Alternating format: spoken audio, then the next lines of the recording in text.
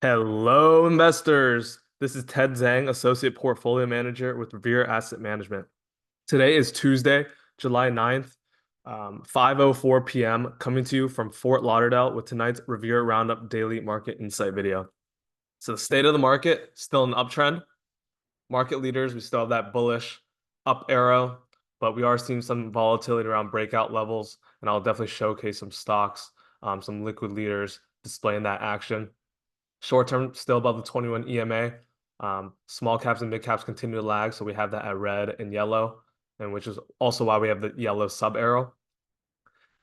S&P and the Qs still above the 50-day simple moving average, so we still have that in the bullish uptrend, and still with all indexes still above their long-term 200-day moving averages. So what happened today? We had a tight range digestion in the S&P and the Qs. 21 over 21 list, minus 0.53%, 5 are up, 4 neutral, 12 down. The big eight, once again, up 0.63%, which continues to show their dominance and the concentration in these mega caps. Our in-house RG8 down 0.34%. S&P about flat at 0.07%, with the equal weighted at minus 0.17%. Qs up 0.09%, equal weighted down 0.33%. The Dow down 0.13%, mid caps down 0.5%, small caps down 0.44%, global 60/40 down 0.57%, and GROTECTION about down 0.17%. So let's talk about some charts. As always, let's start with the S&P 500.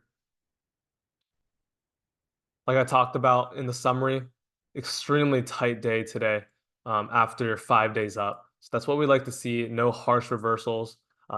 Even we're about 5% extended from the 50-day moving average. So this is a time for where we expect some digestion or a pullback. And if this is what we're going to get, some tight days sideways, that is the best possible scenario. Qs, same thing, extremely tight range at the point that you can't even really see this candle. We rejected the 500 level exactly to the cent, which makes sense as a psychological area. So let's see how we continue to act and digest in this area. Still above the 8 EMA, just like the S&P 500. The Dow continues to build this base. We tried popping its head over this cheap pivot area, but continue to squat and back in the range. This continues to be the area that we're watching out for. Mid caps continue to leak off. RS line still in the downtrend, below declining 8, 21, and 50 is looking perhaps to decline as well. Not good action there from mid caps. Going on the weekly though, still just sitting on top of this base. So long term, still constructive, but we need a lot more work now. Let's start off the weekly on the Russell, still in this base, consolidating right on top of it. Resistance of this 2000 level has turned into support so far. We zoom into the daily, RS line still declining. We're still just building this base with the 8, 21, and 50 extremely tight in this less than 1% range.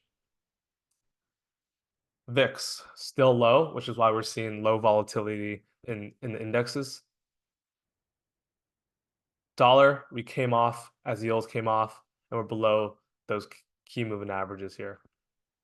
Gold, still building this rectangle pattern that I've been talking about for weeks now. We're really starting to form a little level here at 220. If we take out 220.93, I expect a test of this 225 level. Long term, gold broke out this huge base. That's the weekly 4-year base. But if you go on a monthly, a 10-year base. And so this is extremely healthy action. And I would expect higher prices since we just broke out of such a big base. Miners starting to form a cup here, and perhaps we can get a handle going and take out that like somewhat like that. Silver also forming a handle here. Let's see if we can get something like that. Weekly, extremely constructive. Popping its head out of this huge base. And let's go on the monthly real quick. Just even bigger range here. Bitcoin, I'll show a chart instead of IBIT. I'll show a screenshot of Bitcoin on the weekly. We undercut this 56,500 level, which was this low on this week. And so far we're holding the 40 week and we're reclaiming it right now. So that would be one of those Will and Moneo or Livermore shakeout +3, undercut, reclaim, buys, but it has suffered a quite amount of damage. So just staying patient with this one and seeing how it acts around this level. Bond, as yields are coming off, we snap back and still building this range right here. TLT, same story. It is good that we reclaimed the 200 and these moving averages are really getting tight. So that is constructive for bonds. 30-year coming off, and as expected, bonds have rallied, and same with the 10-year has retreated as bonds have rallied.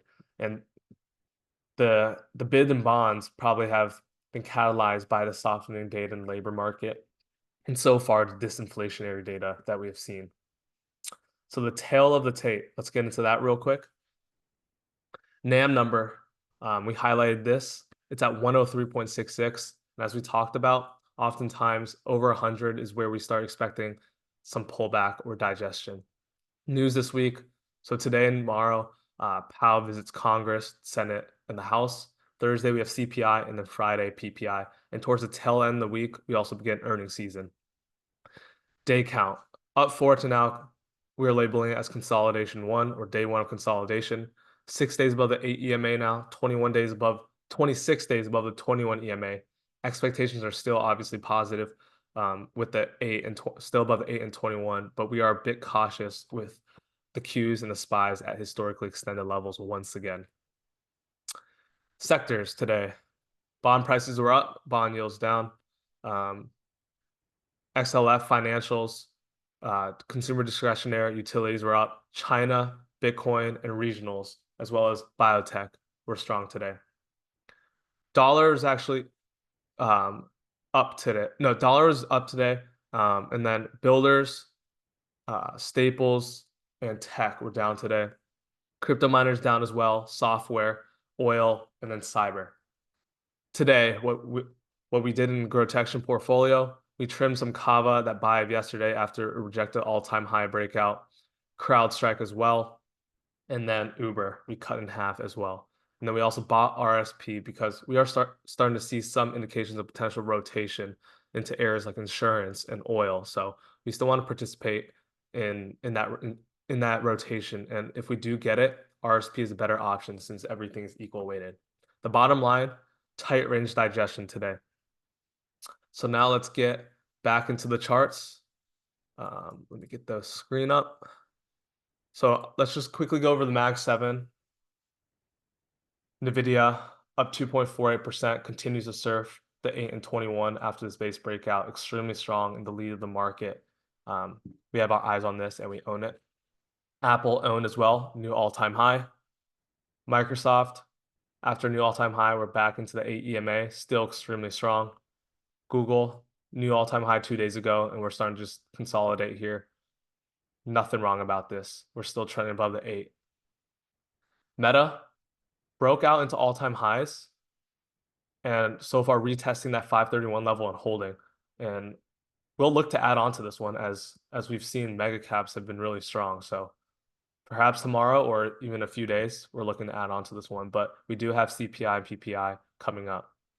Amazon, all-time highs, continues to be suppressed by this 200 level. In the filings, it was noted that Jeff Bezos continues to sell above 200. So until he's taken out of that, until that supply is absorbed by the market, we're likely to sit below 200. But after Bezos is selling, we should, or theoretically, we should see higher prices.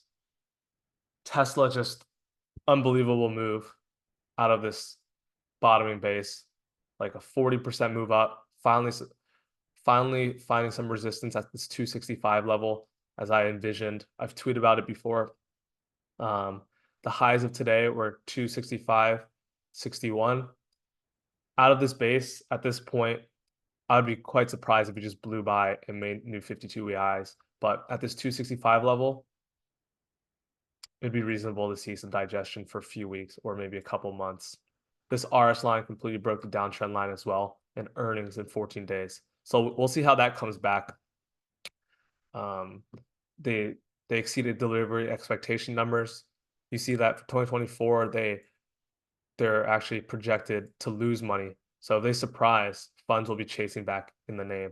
As you can see in the last 4 quarters, the funds have been decreasing their holdings in Tesla, and clearly something happened here. And I bet that number is definitely going to come back up. Now, I want to showcase a few stocks, some that we own and some that we don't.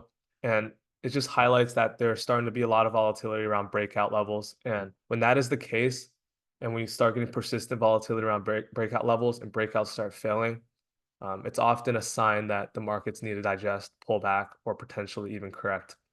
In a healthy market, we always see groups and themes moving higher, breaking out, and usually even in the best of markets, even healthy markets, you get breakouts every other days in liquid leading names. First one is Crowd. We own this one. We trimmed it in half. We continue to pop our heads above the 395 level, getting squatted the last few days. If we go on a 30-minute, as you can see here and here, and that's some volume too. So seeing that volatility around that breakout is not what we want to see in a healthy environment. Same with Kava. We tried it over all-time highs, and now we squatted yesterday, reversed, closed low of the day, and today we followed through on some volume as well and closed below 21 EMA. The rest of the position, so far, we're thinking we're going to trail the 10-week, but this is an outside reversal on the weekly.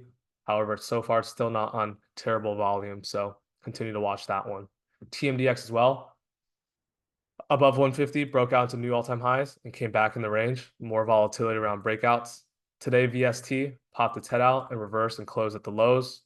Course broke out to new all-time high. Well, first we shook out. Let's go on a 15-minute. First, we had a huge shakeout. Then we reversed it, went to all-time highs, then reversed it all again and back in the range. And that kind of volatility you see here, like boom, boom, all the way back down, is not what you see in a clean and healthy uptrend environment. And then Bitcoin I already talked about. So we'll go over the 21 over 21 list. I'll just go over the top moving stocks on the upside and the downside. Tesla, we went over, extremely strong. Institutions are clearly accumulating, and we're definitely going to be watching this name for a setup. NVIDIA, the leading name of the market, healthy action. ELF did a lot better and starting to really form this handle here. And this has been a monster, and we'll see how it does. Again, volatility has been quite high around breakouts, so more pullback buys are probably necessary in this market to avoid those shakeouts. And Eli Lilly continues to make all-time highs. I think there was some data that came out that their drug was more effective than NVOs, so that is definitely a positive to see that name take the lead in this race for GLP-1 analog drugs. Now on the downside, Kava down 4.75% today. We had to make that trim. The rest of the position, which we bought on this day, is still up 30 to 35%. So we're still going to stay with it and let it breathe. This name's projected to have great earnings and sales. See this earning acceleration line. We have triple digits, 4 quarters in a row, and revenues continue to grow as well. So healthy name there. Datadog software got hit today. It kind of wedged up into this 138 level and it's pulling back now. Perhaps we can build a handle here, and that would make it more constructive. Bros, part of the restaurant stocks, outside day reversal like Kava. I'll show off CMG real quick. Completely broke down after its stock split below the 821 and 50 now. I think there's Sweet Green as well in that group below the 821 and 50 and took out that 30 level gap day low, and it does not look that great anymore. Cohere, just back to the 8 EMA, not too bad on this one. And then ARM, we broke out and we pulled back in so far, but on lower volume. So far, so good. That is normal action. And that will wrap it for today's video. It is Tuesday, July 9th at 5:19 p.m. And as always, you can reach out to me, ted@revereasset.com. You can reach out to Dan and Don at revereasset.com. Our phone is 855 Real Wealth, and that is 855-732-5932. We named our flagship portfolio GROTECTION because what our goal is to grow assets in an uptrend and protect assets in a downtrend. And finally, this is Ted Zhang, Associate Portfolio Manager at Revere Asset Management, telling it like it is. Have a good day and have a good night, and we'll see what happens with CPI and PPI.